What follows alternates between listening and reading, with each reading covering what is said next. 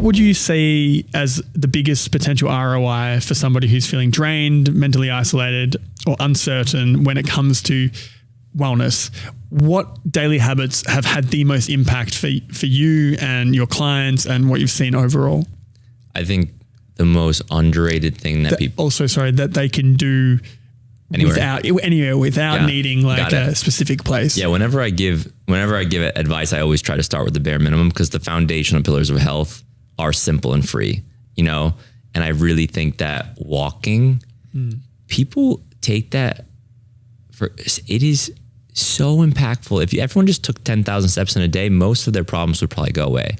And the one thing that I think is fascinating that I see, especially with gastrointestinal problems, most people, when I compare to LA and New York, patient-wise and then personally, and then just seeing now between living in both, LA, everyone's so conscious of nutrition and supplements and their health. And I see more gut issues and gastrointestinal problems in LA than I see here.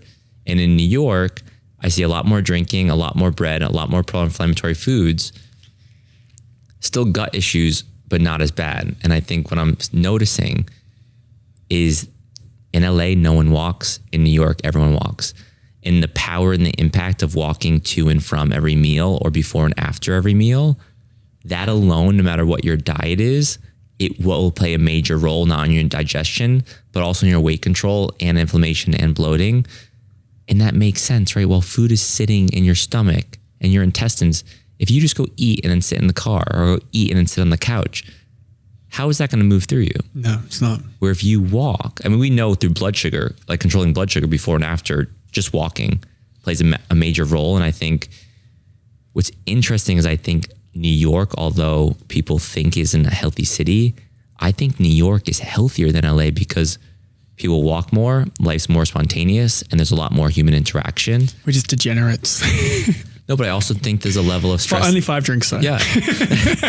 Oh God. But there's a level of stress that's good. Yeah. And there's a level of, there's something special energetically in the city because we're all in the same rat race, right? But that also does, we also know the studies around the people around you, and even having one bad person in the office, how that brings everyone down, but also having a group of people that help bring you up. You can't have the access and the interaction we have in New York City anywhere else. Well, yeah, it's just millions of people clamoring on top of each other. Yeah. And pretty much I feel like unless you were born here, and there's not that many people that are like New York natives that have been here from start to finish. But if you're here for a reason.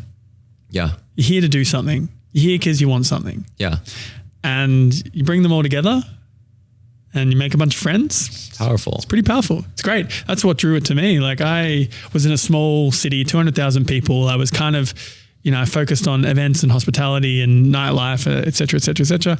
And I did okay. And I, made some good money, lived above the average, but nothing crazy. There was a ceiling for one. And also I was isolated because I was the target or the inspiration. I didn't have any peers that I could bounce off and grow with. Yeah. And that just capped me very quickly. I probably hit my peak in that world, in that city, 25, only a few years in. Come here, complete nobody, got nothing to add to anything to begin with, but I'm so fired up and I'm learning every moment of every day is an interaction where I learn so much because you're just around a bunch of people that just get it and want to grow and want to bounce those ideas off one another. And that's where the good shit comes from, I think. Yeah. I mean, I think that would be another one of my recommendations is be around people that inspire and motivate you. Yeah. Find any way. I think, things like if you're younger, being an intern now and if everyone's like, I don't want to do those jobs. I don't want to work that hard. It's not about even the job or the pay. It's about being able to be in that room with that individual, because what you're going to learn and maybe how you're going to be pushed, or just it's going to expand your development drastically. Yeah, 100%. And then I would say just a sleep cycle. Going to bed at the same time. Don't eat before bed. Sleep in a cold room.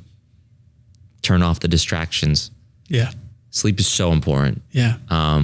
So I think finding ways to be around more human connection that empowers you. I think walking, and I think getting a healthy sleep routine.